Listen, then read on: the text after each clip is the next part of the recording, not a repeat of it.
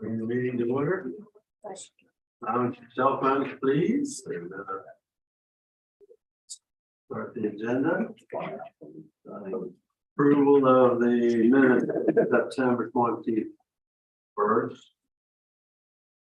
And Move to approve the minute.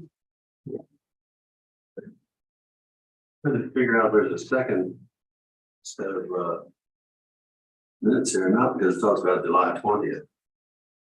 Oh, no, okay, I see. I got it. Never mind. All right, the moving second, all in favor? Aye. Carries. All right. First order of business. Amendment to the site plan, Starbucks coffee. Yeah.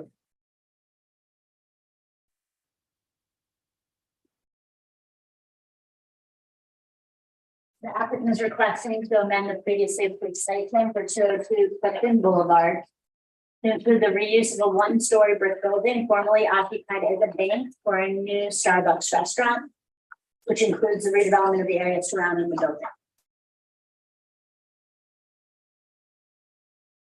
Just to give you a little reference point, it was in your staff report as well, but here is Engler Road, Clifton Boulevard. This here is the Panera. A lot of people know Nurse Road just like that. And then here is the bank building that's in the parking lot. Here is the layout plan. It also shows the queuing of potentially 13 cars that it can handle in here. The reason that it was brought before Planning Commission were a couple of factors. Number one, they did change the circulation from where how the bank had their drive-through, so we wanted to bring that to you. This here is one way. I'm sorry if you can see this. This is one way versus the two way that it was prior. In addition to that, they're going to have outdoor dining space right here, and so that was something new as well. Here's the final landscaping plan. Also in your staff report, you're going to see information about an overall parking plan. So this goes along with the landscaping and parking.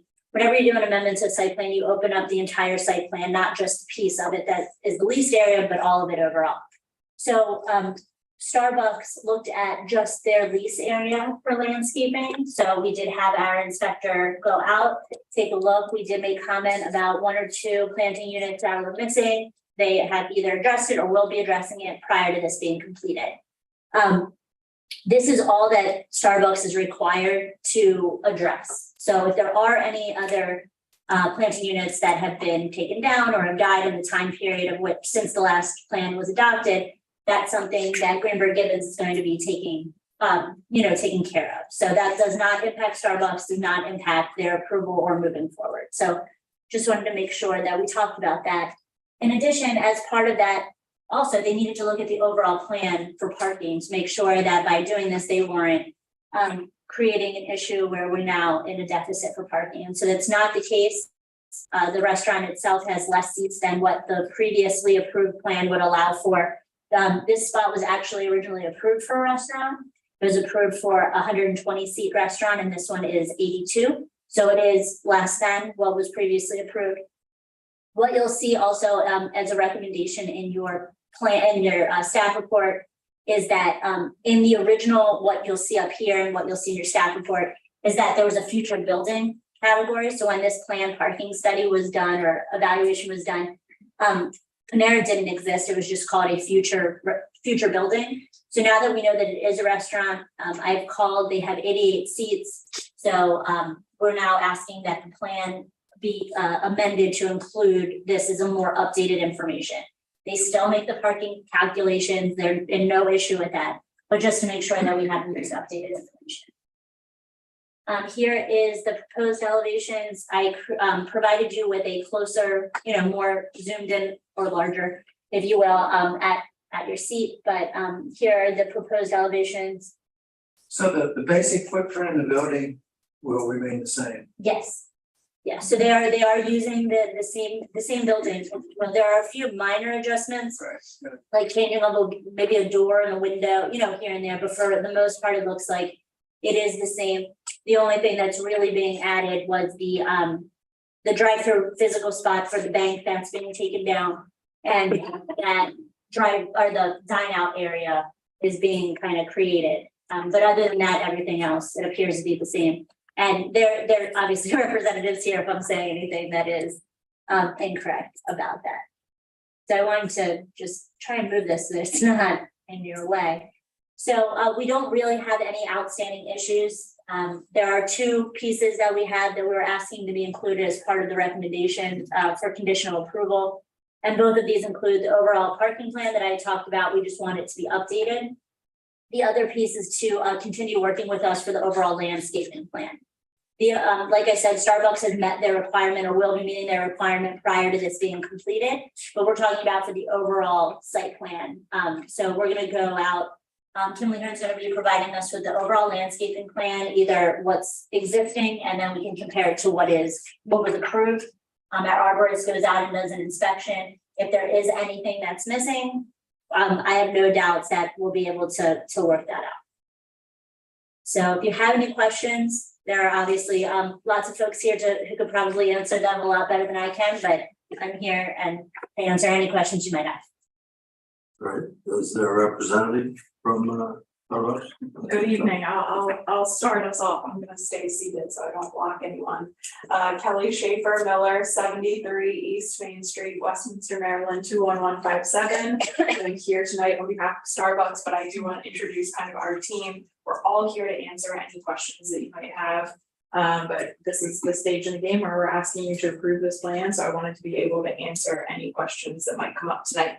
So I have with me Bob DiPietro. He is a representative here tonight with the landlord, Greenberg Gibbons. And then Vinnie Martinelli, he is a representative of Starbucks. Mackenzie Mogan, she is with Kimley Horn, the engineer who's produced the plans in front of you, and Jeff Smith, also with Kimley Horn. So as Andrea introduced, and I think she very accurately summarized, we are here tonight requesting approval of the site plan. We understand those conditions. We have been in discussions with staff. Andrea has very accurately conveyed the intent there to correct the parking chart, if you will, and for Starbucks to operate under their approved landscaping plan, and then to also just any future dealings that are necessary with landlords to remedy any deficiencies of the overall site, which we understand will not hold up to Starbucks per se, but will have to be dealt with accordingly. So we are here and happy to answer any questions that you have. I'm sure that you're all familiar with the existing Starbucks site at 97 and 140. As you can see, this is a different type of development in that it's interior to a shopping center. And it's just oriented differently such that the drive-through and the stacking is much different than what you see at 140 and 97. So if there are any specific questions, Mr. Baird asked about the footprint, and Andrea responded accurately. There is no substantial change to the footprint. It's really just the removal of the drive-through and the location of the outdoor dining. So at the other Starbucks, how many cars can you stack there versus this one? Yeah, it's so it's 7 at the current location, and then this one is 13. And what we did, like post-COVID, we used to have our order point at car 4. We've moved that now to 7, and that's so from the time they order to the window, it's now a 40-second time for all custom drinks. So that's really improved the flow, and not the backup that we have previously seen. I mean, I think this site will be a lot easier to get in and out of than the other site. Sometimes it's very difficult at that site, but this should go smooth. Yeah, I'll also point out, kind of in response to that, but also just to add that Starbucks does a mobile ordering feature. And so there will be a few spaces for mobile order pickup separate and apart from the drive-through as well. And There's just to usually go, but I do. those are these specs over here, I believe. And Mackenzie, you can tell me. Am I right? That's correct. Yeah, these are the ones that are the mobile ones. So Oh, okay. Okay. I just road trip to Hilton Head, so I was a big utilizer of Starbucks mobile order features. If you have any questions, I'm here. also something to say, just because we make sure that we address this with all of our site plans, is that they do have their water and sewer allocation application. Starbucks just is a large water user, and so, but they were, they do have, water that is part of the allocation policy now, so. Or we do have water in the policy to provide, so that's something that didn't know what that time frame would be moving forward, but now we're able to provide it for them. You know, the only question I was going to ask, it sounds like you would need to, is it seen before some of the drive-throughs have to change from one lane to 2 lanes, you know, and then to then fit the cars back in or whatever, but I guess you don't really anticipate there'd be a need for that here. No, I think I think what you're talking about is in some cases they merge, is that what you're envisioning? Yeah, to try to get the Right. stacking. Right, I think that's utilized more so in cases where there's less room for stacking. And when you have ample room, that just creates more of a mess than it's necessary, but I think it's nice that there's access lane still around. So if someone is in the drive-through, they can exit the drive-through if they needed to or wanted to, and continue around the site, which is a nice maneuverability. Yeah, I think the other thing is where you're not accessing it directly off the street, Right. it's internal, I think has its advantages also. Yes, I would agree.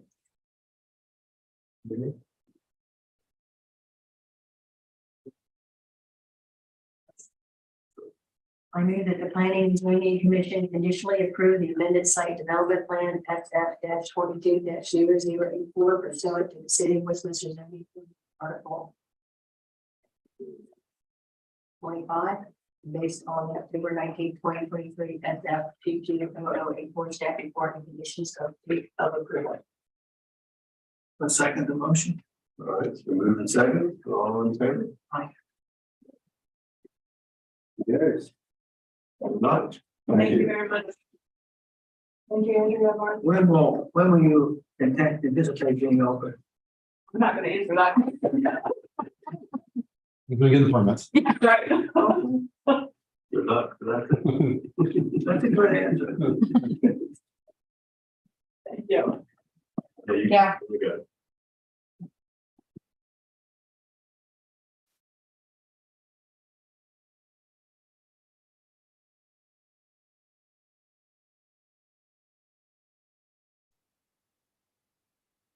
All right, the second item is the amended site plan. Yes. All right. So this is for a car wash to go at the new heavy car dealership, right here, 900 Baltimore Boulevard. So just to kind of give you some context, although you do have like the plans, the full plans. Here is the existing dealership, and here is where the car wash is proposed to be. Right here is this retaining wall. So it's not, and here's a retaining wall as well. If I say anything, Tony, that I'm not correct, please let me know. So it is something that it is tucked away and it is difficult to see. It's not very apparent. This is a car wash that is intended for the use of Len Stroller only. It is not a public car wash. And it's something that is important to just think about as you go forward.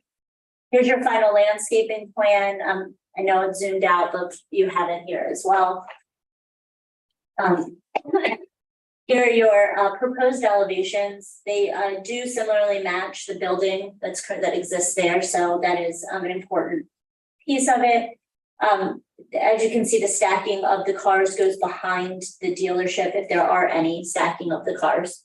And so just to talk a little bit about the system and the water, it was obviously a big thing for us to talk about. This is a special exception that recently got approval in June. And so part of it is that part of the special exception was that this would need its own water meter because it is its own building. We went back and forth with Len Stoller to try to get a better understanding as to how many washes they were intending to do. So the idea is that they want to do 65 washes per day. And so it takes 38, I'm trying to make sure I say this correctly, 38 gallons of water per wash. However, they recycle 30. So there's only 8 gallons of new water that is being used per wash. That's really important to note as well. So for this process, they would need, in order to do the 65 car washes, they needed 520 gallons of water.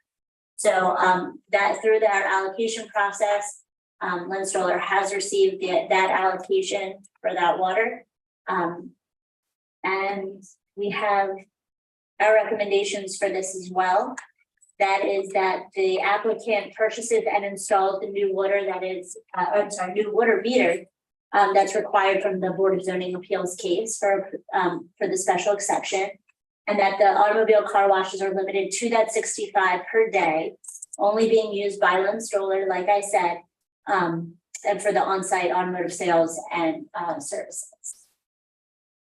I know it was quick, but Tony is here from KCI if you have any additional questions about how the car wash operates or, anything else about the site. Yes, hi, I'm Tony Myers from KCI Technologies. We are at 936 Ridgeville Road in Sparks, Maryland. And if you have any questions on this project, I'm here to answer them for you.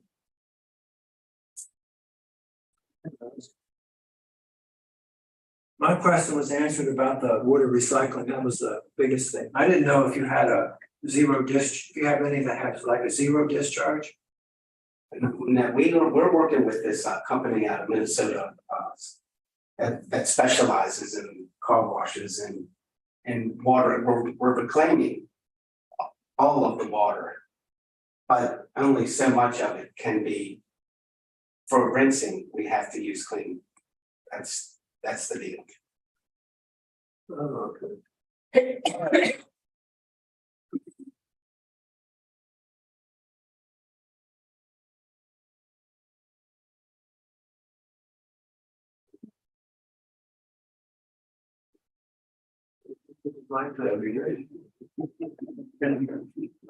I move that the Planning and Zoning Commission conditionally approve the amended site development plan SF 23-0004 pursuant to the City of Westminster zoning ordinance Article 25 and based on the October 19th, 2023 SF 23-0004 staff report and conditions of approval. I second. Let's move in second, all in favor? Aye. Aye. Motion carries. All right, thank you. Thank you. Mhm. Yeah, here. Up to the County liaison report with Chris. Well, technology and everything going. We're open there. They are. Anyway, the biggest news is the water and sewer master plan has been approved by the state. So I will be getting out digital copies as well as hard copies, but the digital copies will be the first to come out. Obviously the plan itself I'll send to the city, but also I'll send the map in so you can blow them up. Then I'll get hard copies out. And with that being said, it's one of these is we've already got this one approved. I already have 5 amendments on the books for the spring. So that spring cycle will open up in February. But again, if the city has any that need to be changed, get them on the books so we can get that moving. Yeah. Having 5 already approved or already on the books is tough. So especially once you just got one approved, the big one approved, you're ready to amend it again. With that, I mean, we have the transportation master plan. They had a presentation to the our planning commission yesterday. I think they're pretty much on the final side of that. We've gotten all the feedback to believe their next big steps are in front of the Board of County Commissioners. I believe not until November. So that'll be the next big thing. And What are they gonna do with 97 North? that's, I mean, my understanding is the plan you see in the paper, which is expand, try to make it 4 lanes up to Wyoming Valley Road, but that's about all I know. I think that's more of a state project. Our engineers have given insight, I don't know how much of that's gonna be taking the heat, there is major traffic backup in that area, but my knowledge is not gonna do anything any further towards Old Hanover Road or even Pennsylvania line. I think that's gonna say most of 2 lanes from Mountain Valley to the airport. They're going to help set that. Yeah, but that's in the broad letter today. Um, I think it's one of the higher ones that we have. It is on the list, as I said, so. Yeah. I think it's in the study phase. It may, I believe they did a study phase. Yeah, it just sent something out. Yeah, Guys online. We have a lot of traffic when it comes off the ramp, Yes. and it all comes together there. And then you come to that traffic light, and then it's Correct. funneled down even further. Once you get past Bachman Valley, then of course it opens up again. So you only have that one section that really needs fixed. But it's difficult because. Oh, yeah. The right of way width if you look at the section they already completed to the north. It's a reduced right of way from what they typically would require for a 4-lane roadway because it's so tight. I would think that would be the same thing here, so that makes design, as you know, difficult. And then there's always been a discussion of moving the traffic light in Corporate Center Court to the north. Up to, The Meadow Branch extending over to the east. And then potentially closing Pride Church Road, because that, as you know, when people get off the ramp, they want to make that immediate left. And that can certainly slow down traffic. So I think we all know what the potential concerns are, but it's just waiting for the state to go through its process. But again, the city's pushing it, counties as well. And it's been on the list for a while. Yes. so what else is in the city that's of significance? The only thing I can think of, it's still trail system along 27, but that's been planned. I don't know if it's now in the build phase, but I know they still had some issues with so some sections of 27 and trying to get there again right away and buildings close to the street and trying to get a sidewalk versus placing you back out to the street. So it's more pedestrian bikeway to get into downtown. But outside of that, I don't think the city had any other Yeah, I think requests. the 140 plan, that's all over Yeah, the place. that's So, yeah, it's another one. yeah, I'm not really sure what's going on with the 140 plan, because I know probably 4 years ago, it was keeping the same width, but adding bike lanes and more pedestrian friendly, but I think that's changed now. So, but that's the, Better to keep the bikes off before you. I don't think that's the place for bikes. yeah, I mean, I realize, The walkers are having enough trouble. exactly. That is true. Those were the two big updates, obviously, the Prowler being the biggest, and then to finish up the transportation master plan. And going from there, that's about it. Well, I think last time I was here, I don't know if we've been merged, yes, we were re-merged with now we're called the Department of Planning and Land Management. We are now the Bureau of Comprehensive Planning. So that's the only, so not a separate department anymore. We're back, the family back together. So that's where we are. Thank you. Well. the Staff have any comments for I have one.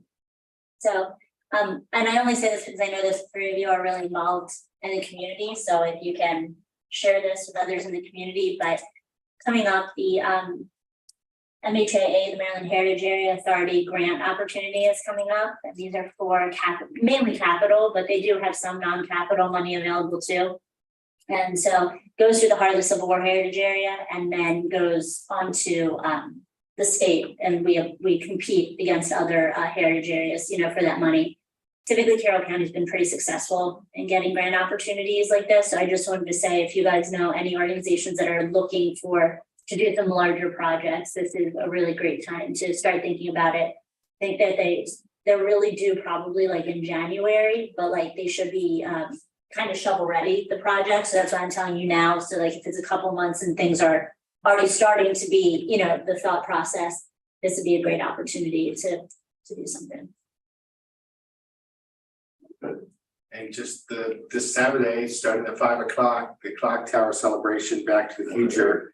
So And then 3 to 6 is the Halloween, yeah, 3 to 6 hours, so it's spooky Halloween. hopefully the rain is early in the morning Some somehow. Halloween parade.